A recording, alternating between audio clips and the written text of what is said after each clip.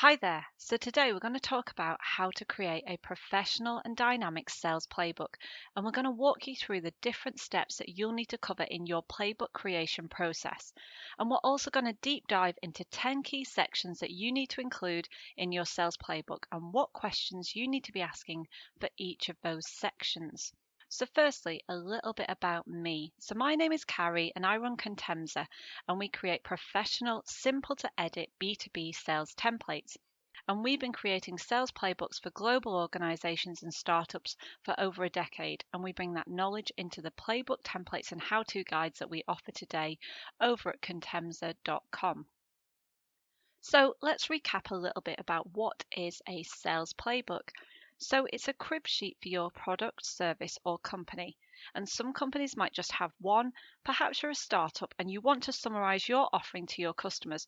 Or maybe you're a large organization with lots of different products and you need a sales playbook for each product that you sell. So some companies that we've worked with might even have multiple playbooks per product. So they might have a playbook for a particular product being sold into a particular sector. For example, you might have a playbook for selling IT hosting services into the financial services sector. It really depends on your company and needs, but the simplest option is usually the best, especially if you're just starting out with creating playbooks for your organization. It really is better to get a really good playbook in place rather than having 20 poor playbooks that nobody ever reads. So, just a couple of key points to summarize to focus our thinking today. So, the sales playbook should be seen as your company's sales Bible. So, it's a central hub of information for all of your product sales messaging. The playbook should show readers how to articulate your product, service, or company to customers. Your playbook can be comprehensive or specific in scope. So it can be a playbook introducing your entire company or a playbook about a very particular product serving a particular market. Sales training activities should build off the back of your playbook so that all information is centralized and consistent in one place. The sales playbook can be delivered in a range of formats. So the playbook templates we offer over at contemza.com come in Word formats for a printable version and also in PowerPoint so that they can be presented to people. Some playbooks can be delivered as full websites or they can sit within sales enablement tools and they might include documents, videos, podcasts, etc. Or the playbook could be an app that sales reps access on their smartphones. The key is thinking about how your organization plans to use the playbooks and in what context. If it's for a telesales team, then a document that sits on sales reps' desk might be the best option. But if it's for a sales team who spend most of their time on the road, then some form of audio training could be more useful. So why do you need a sales playbook? So every company could benefit from having a sales playbook where you can systemize your sales processes and bring together all of your sales knowledge, tips and advice in one place. A good way of thinking about it is to take your best sales rep and you're going to bring all their knowledge, customer engagement tips, and sales positioning techniques into one central document that everyone across your organization can benefit from. In effect, systemizing success. So, before we get to the different sections, let's pause a moment to think about the aim of your sales playbook as it's going to guide how we fill in the playbook. The most important point is to focus on the business value that your product or service can bring to customers rather than talking about product features. Next, don't overwhelm your audience with information. You can only capture your reader's attention for so long, so focus on the important points and leave the detail out. When it comes to playbooks, less is more. Once you start adding sections to your playbook, you're going to quickly end up with a really comprehensive document. So slim down what you can and cut out the fluff. Be focused. So keep coming back to review the aim of your playbook to ensure the information you're sharing matches with the original aim that you set out on this process. So let's start with your audience. Who is your target audience for the playbook? Are they your internal sales teams or are they reseller sales teams? Are they telesales reps or are they field reps out on the road? Next, what is their knowledge level? This is so important as you need to pitch your content at the right level. If it's too technical, then non-technical reps are going to be put off immediately. Likewise, if it's way too simple, then people might not see your playbook as a valuable learning resource. What questions do your reps need answering from the playbook? So perhaps you can poll them before you start your playbook creation process to find out what are the things that they most struggle with. And what's going to capture your reader's attention in the playbook? Perhaps it's focusing on how to best handle customer objections or how they can compete with other vendors in your market. Really think about what is going to resonate with your readers. So now we're going to work through the different sections that you need to include in your playbook, and we're going to look at 10 key sections that every sales playbook has to have. So let's go to the first section, and that is how to use the playbook itself. Now, this sounds really obvious, but it's important to start off your playbook document by defining who your playbook is for and explaining to your readers how they should use the playbook. So is the playbook there to help them identify good target customers, or is it there to help them start conversations with new customers?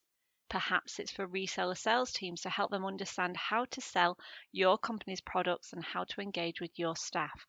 So in this section, you need to tell them exactly what your playbook is for and how they should be using its content. So we have a few key questions to help you fill in this section. So who is the intended audience for your playbook? When should the playbook be used? So in what settings? For example, is it for opening up a conversation with new customers or upselling existing customers to a new solution? Is your playbook going to focus on a specific product or be about your entire company? How will you keep your playbook up to date? So do you have a process in place for continually updating the playbook with relevant content as it's released? And finally, what information will your readers be able to find in this playbook? This is where you can summarize briefly the content from your playbook to your readers. Let's move on to the elevator pitch. So this is probably the most important part of the playbook, and everything else within your playbook is going to build on top of the elevator pitch. It's a 1-minute overview of your product or service, and it should be simple enough for any of your sales teams at any level to go away and present to your customers. Remember, the playbook should have an elevator pitch which is short, snappy, and straight to the point. So there are a few ways to construct a good elevator pitch, which we go into detail in our playbook pack. But here are 2 questions to get you started creating your elevator pitch.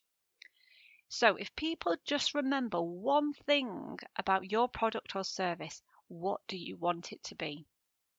And secondly, how can you summarize your product into just a few key points? So you've got 1 minute.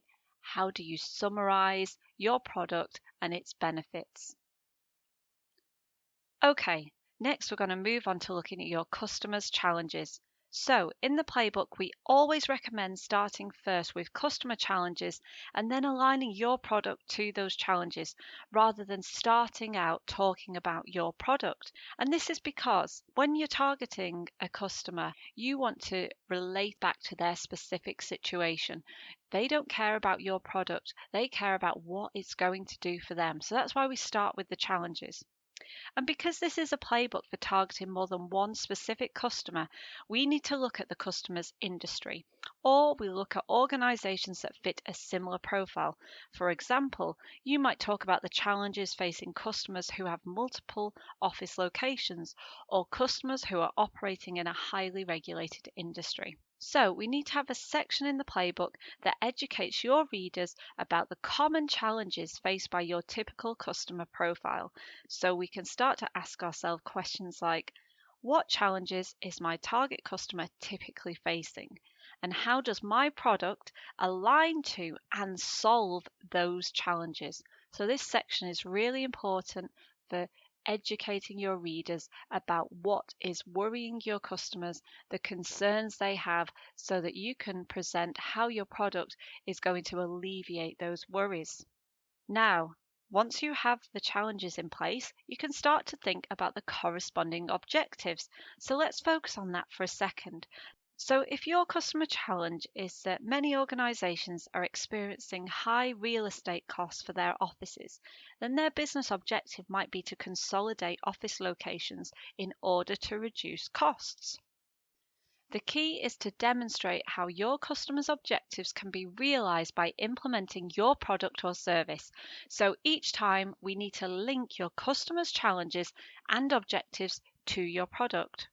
So, a few questions to help you create the content for this section. So, what are your target customers' typical business objectives and aspirations? What does success look like for them? So, what are they trying to achieve?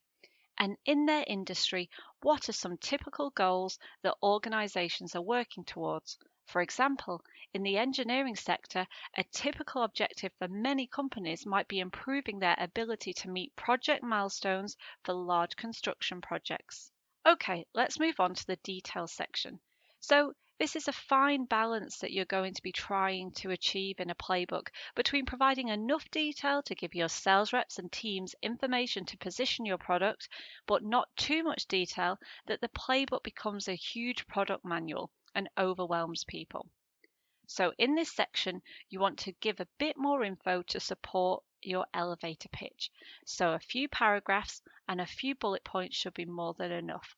And we recommend definitely no more than 2 pages of product detail. So, here's a simple structure to follow. So, firstly, provide an overview of your product or service at a high level.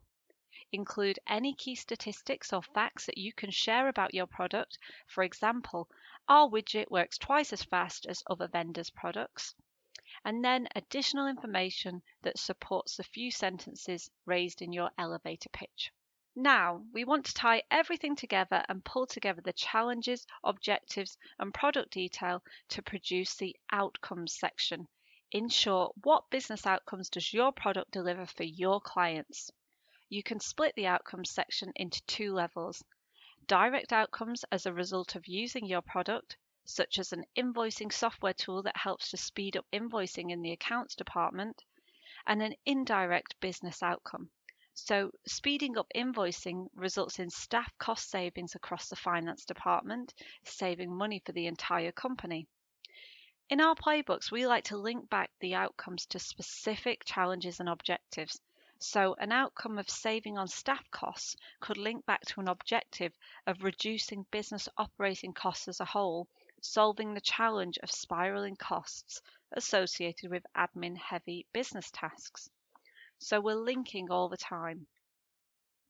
Okay, section 7, target customer profile. So next we want to focus on defining for playbook readers what an ideal customer looks like so they know what to spot when they're out in the field. So think about what would a perfect customer look like? What would their objectives be? And what would their challenges be? Sometimes it can actually help to consider what a bad customer profile looks like to get you thinking about what an ideal customer profile is. So, for example, if we were selling the invoice software tool example that I mentioned before, if the tool only starts to deliver a return on investment for companies processing upwards of 500 invoices a month, then a bad customer profile would be a company processing less than 500 invoices a month. So it's a way of getting to a list of key criteria that your sales reps need to look out for to understand what a great customer profile is. It's also good to define what are the ideal customer motivators for considering purchasing your product. So if we keep to the invoicing example, a motivator could be a company looking at how to reduce operating costs or how to speed up admin processing time. Now we delve down into how we position the product to different buyer roles. So, in many cases, your teams might be engaging with prospects in different departments and at different levels within a company. So, how can you equip them with the info they need to effectively position your products to the right buyer? Should they pitch the product using the same language to the IT department as they would to the finance department, for example? Would the IT department care about the finance department being able to speed up their invoice processing times? Or, in fact, would the IT department actually care more about the fact that your software product integrates with all of the standard finance applications for easy installation and maintenance? So, we need to think about delivering the right message to the right buyer. Let's move on to the objections section. So the aim of this section is to prime your teams with enough info to handle any customer concerns or queries. Obviously, you can't plan for every scenario, but there are often a few common objections that get raised again and again that you can support your teams in handling up front in your playbook. So for this section, it's really good idea to poll your sales teams about some of the objections they've come across already so that you can tailor your objections to be as close to real life customer concerns as possible. So just to know, often sales enablement managers are hesitant to put in any objections that might appear to reflect badly on a company or product. However, if you actively leave out objections that your team are regularly facing, then it doesn't help anyone. So focus on real life objections to make your playbook as relevant as possible. So, on to the final section, the questions. In our playbook pack, we include lots more sections, but these are the 10 key sections that every sales playbook absolutely has to have. So the question section is all about what should your sales team ask your customers to open up the conversation. So what are the burning questions they need to be posing to prospects to get the right sales conversation started? So, a good way to think about this is to go back to the objectives and challenges section.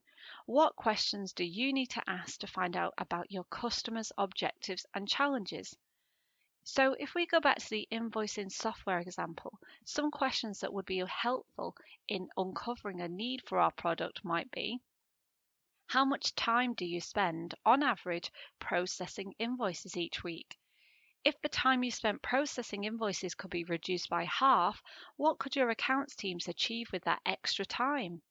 And what are your biggest challenges currently in the finance department? And so on. So that gives you an idea of the flavour and type of questions we need to be asking. So remember to try and ask open questions as much as possible. So questions that start with what, who, why, where, when, how, to get as much info as possible from your customers to build up your proposal back to them. So that's the end of the 10 sections that you need to have in every sales playbook. And there's also a free guide that goes through each of the 10 sections if you prefer having a PDF version of what we've talked through today. And that's over at contemza.com/resources. And if you want a full template for creating your sales playbook and battle cards, then head on over to contemza.com/playbook, where you can find the sales playbook template pack, which has Microsoft Word and PowerPoint templates for sales playbooks, battle card templates, a 60-page guide on how to fill in your playbook, the questions you need to be asking, and the process to follow across your organization to create a professional sales playbook. I hope you found this useful today. And if you've got any questions related to the webinar, then head on over to contemza.com and drop us an email. Thank you.